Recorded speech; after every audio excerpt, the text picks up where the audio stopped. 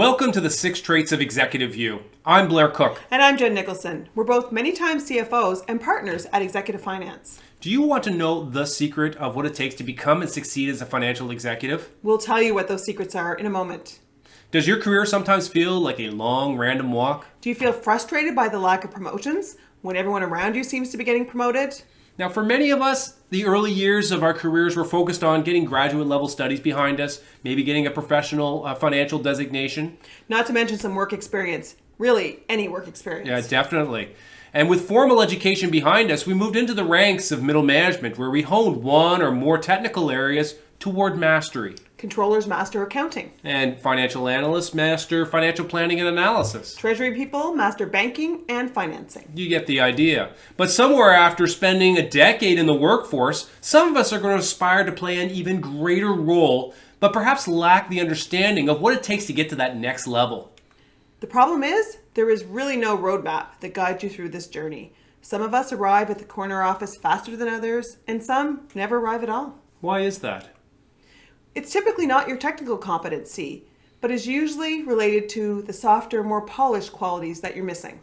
What is holding you back are some of those things you may not even actually be aware of because they're kind of said behind closed doors and not shared with you.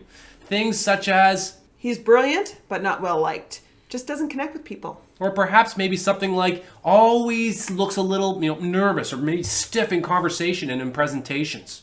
Or comes on way too strong and really needs to dial back the intensity. Or perhaps maybe it's they don't dress well or the clothes don't fit well.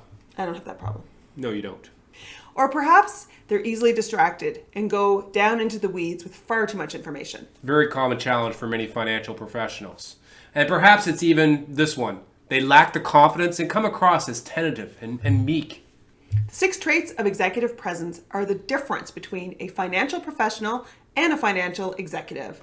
For a financial executive, It's accepted and expected that you have mastered your technical competencies. it's also assumed that your enabling competencies are well honed. What will ultimately differentiate you is how you demonstrate each one of the 6 traits of executive presence. In this course, we tackle confidence. Confidence happens when we present the best version of ourselves when it matters most. When we walk into a room and command attention. Looking confident but not arrogant. When we maintain poise and think clearly, even in stressful situations. If you listen to us this far, we believe you are a self-motivated financial professional and looking to accelerate your path to the corner office. Join us now to learn more about ways to build your confidence. Welcome to this course on building your executive presence. I'm Blair Cook and I'm a many times CFO and corporate director. How often have you been in a big meeting or bumped into someone important, and when that opportunity came to shine, things unfolded differently than you had hoped? Afterwards, you keep replaying the scene, reflecting on how things went awry.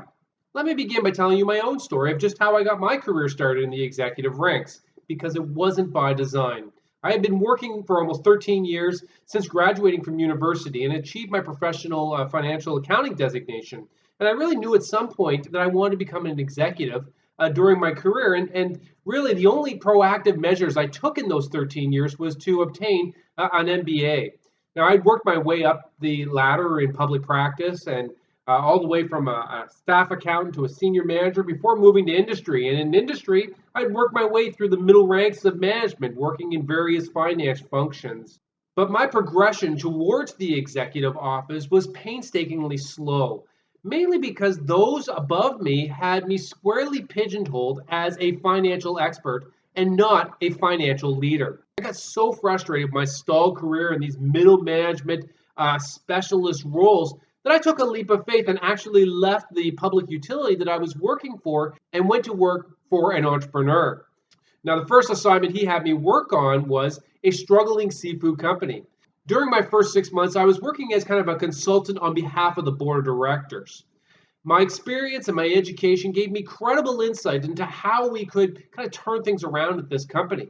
I wrote a memo to my boss, who was one of the corporate directors of the company, outlining my plan for a turnaround, and I entitled this 101 Things to Do at this particular company.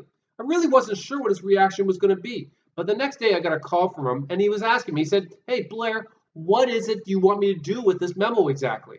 And here was my golden opportunity, the perfect open-ended question that we only get asked a few times in our careers. the ability to ask for anything. And so I went for it. I replied to him, I said, make me the president of this particular company so that I can execute on those 101 action items. The company had been leaderless for a few months, and I believe that this was the crux of the challenges the company was facing during this turnaround. And much to my surprise, he actually agreed, but on one condition. The other executives at the company would have to support me in this position. So the following week, we returned to the company's offices, which were in Boston. I lived in Canada. We held an executive meeting. With the 8 of us present, he outlined the plan that he and I had agreed to make me president of the company. But then he went one by one and asked for feedback from each one of the executives. This was the interesting part because one by one, right in front of me, they all had issues with his decision. They would say things like, Blair's too young. Blair doesn't know this business. Blair doesn't know the industry. Blair hasn't been here long enough. Blair doesn't even live in this city, which is all very true. In fact, the only person supporting me in this quest to become president was the vice president of finance, because he knew that the backup plan was that if I failed to get the support of the other executives, that I was to become the chief financial officer. So needless to say, I was named chief financial officer a few minutes later. But while I got my first executive appointment, it's hard to say that was a complete success or by design, because I really didn't get the support of the other executives. What it came down to was that I lacked executive presence, the intangible qualities that in the minds of others would have made me successful in that leadership role for this particular company. Now, spin forward a dozen years later, I was consulting for another large food processing company last year. I had been there 6 months, and the president was begging me to join them to become their CFO. Month after month, he kept asking me the same question until I finally caved. That was to become my 4th CFO role. So what is it that I had learned in those dozen years in between that suddenly I was now so credible as an executive? And that's really what we're going to learn about in this course and in the other courses that accompany this particular course on confidence. Now, Jen and I aren't the only ones to recognize that there's this chasm between being a financial professional and a financial executive. And in this course and the 5 others that round out the 6 traits of executive presence, we hope to kind of narrow this gap and give you the tools to build kind of a bridge between the 2 ends of your careers. A financial professional is one who derives their livelihood primarily from your financial expertise. You could be a GAAP expert. You may be a tax specialist. You may be a finance junkie like myself, or perhaps an auditing pro. But your value, your credibility are driven by your technical expertise. Financial executives, on the other hand, are those that have achieved technical competence at one point or another in their career, the sorts of people who have been there and done that. However, if you ask a financial executive where they derive their value today, it's a much different answer. Financial executives add value by thinking and acting and communicating strategically, by influencing and persuading others to make decisions based on data and financial theory, and through leadership of not only themselves and their direct reports, but across the organization and more broadly with external financial stakeholders. What makes an executive is beyond what they know. Strong executives have an aura about them that commands respect and inspires a following. Our graduate programs and our professional designations do a wonderful job building up those technical competencies that I referred to earlier. They talk about some of these higher level competencies, but they really don't train us to embody them, to own them, to make them part of our presence in the face of others. This is what we intend to develop today. At Executive Finance, we focus on executive development for financial professionals. We work to develop courses and programs that take you from your professional certification training or perhaps where your MBA left off and show you a career path toward the executive suite. We describe this transformation as the cubicle to the corner office. The 6 traits of executive presence is the combination of our own research and our own experience working as executives and consultants across a variety of companies and industries. So let's explore a graphic a bit more before we dive into developing our executive confidence. Accompanying this course is a workbook, which you can use to work through some of the ideas discussed in the course. You can pause the video and fill out the workbook, or you can play along in your head if you prefer. So beginning with exercise 1 in the workbook, let's think about an executive you know, or perhaps you heard of, that you greatly admire. And I want you to try to explore why it is you admired that person so much. What makes them the great executive they are, using those 3 categories that we talked about in the previous slide. Take a moment to write down the attributes that impressed you the most and try to sort them by one of the 3 categories of competencies we talk about in the previous slide. The technical competencies, the enabling competencies, which are those competencies that supplement and help you express your other competencies, as well as executive competencies, those higher level traits of executive presence. You ready to go? Take a few moments to do that right now. Welcome back. So let's take a look at some of the examples or some of the thoughts that you may have considered.